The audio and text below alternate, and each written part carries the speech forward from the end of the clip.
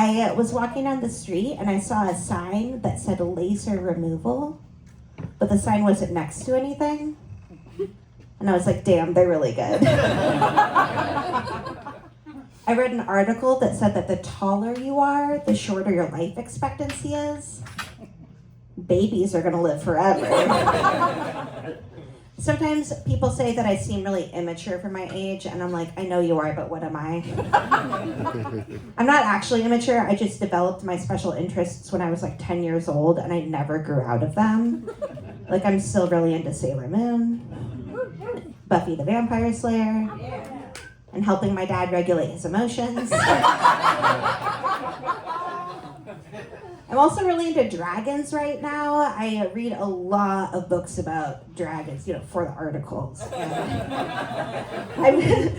love dragons so much, but I realized that the only difference between a dragon girl and a horse girl is that a horse girl will actually get to meet a horse. But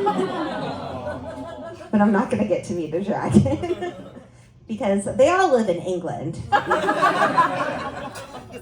I'm just kidding. I know they're extinct. That's just a joke. I don't actually associate. They're not extinct. No, that's not the joke. But I don't actually associate dragons specifically with England. I think that's one of the really fascinating, really cool things about dragons is that so many different cultures and mythologies have this idea of dragons. There's dragons from China. There's dragons in Japanese mythology. There's dragons in Swedish mythology. And I was on a hike with a friend, and I was telling her about all of these different places all around the world that have histories of dragons. And I told my friend, does it make you wonder, were dragons ever real? And my friend said, Babs, did you bring me out into the woods to tell me that you think dragons are real? I wish you brought me here to kill me. I read that your sex partner might like a little bit of mood lighting in the boudoir. So now, anytime I'm in there, I've got a flashlight underneath my chin. I was walking on the street, and I saw a sign in my neighbor's yard that said, "Not my president." And the sign was next to a squirrel. I kind of wish he was. Cute. I work in the mental health industry. Does anybody else overcompensate for their own depression? I work in mental health, and I'm also the breadwinner of my family, which means we are a gluten-free household. No bread. We are involuntary celiacs. We're incels. I love working in mental health. I wanted to do it for a really long time. I did not want to work in mental health in 2026, this our last year of Earth. Working in mental health right now is exactly like being the door in the movie Titanic. Because I'm sinking under the pressure, I'm cracking under the weight, I'm falling apart, and I'm just like, I can take more people, I can hold more people, I can help more people, give me more people, I can help more people. And then at the end of the day, the only person I'm able to save is the rich white woman.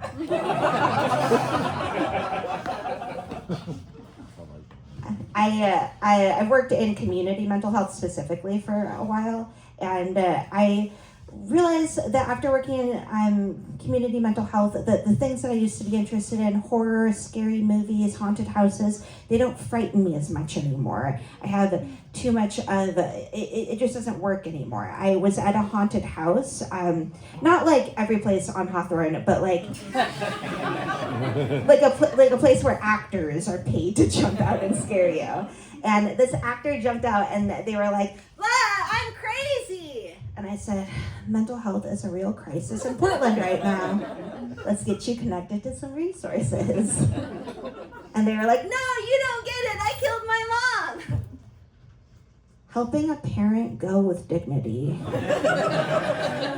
is such a labor. Let's process this. And they were like, no, you don't get it. I escaped from prison. And I said, good for you. Fuck the prison industrial complex. ACAB. I do work in mental health because I was a connoisseur of it for many a decade and still am. And this is the happiest I've ever been, which is great, but not saying a lot. I was depressed as a child. I came out of my mom's vagina just like, I want to go back in the darkness. And I'm really happy now, but it used to be hard for me. This next joke, it's really hard for me to say. I have a hard time saying it, so thank you for letting me be vulnerable and honest with you all. When I was younger, I used to have self-on harm. I didn't say that right. I used to have self-on. Sorry, this is my hardest joke to say. I used to have self-on. I used to have a hard-on for elves. Legolas and Arwen. Yeah.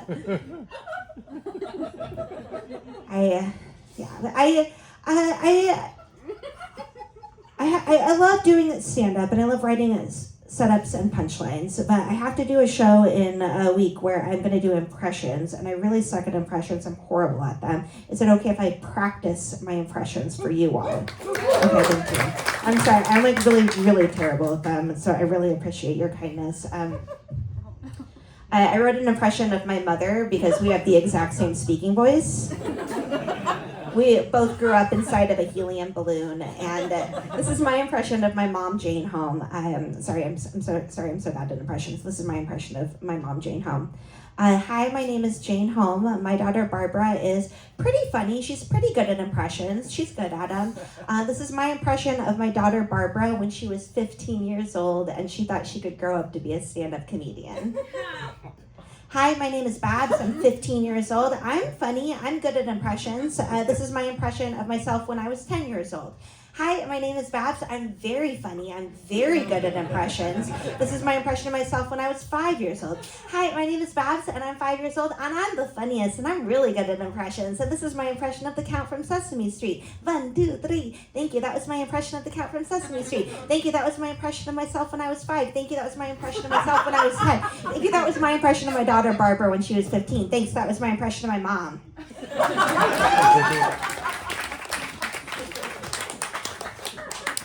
I'm gonna get out of here really soon. Y'all are in for such a wonderful show. It's gonna really blow your mind and be amazing. And you're all such a special, amazing crowd. And I really just want to leave you with something warm and fuzzy. RFK Jr. said that anybody with an autism diagnosis belongs on a registry, which is really fucked up. Who would want me as a wedding gift? Are y'all ready to see your headliner?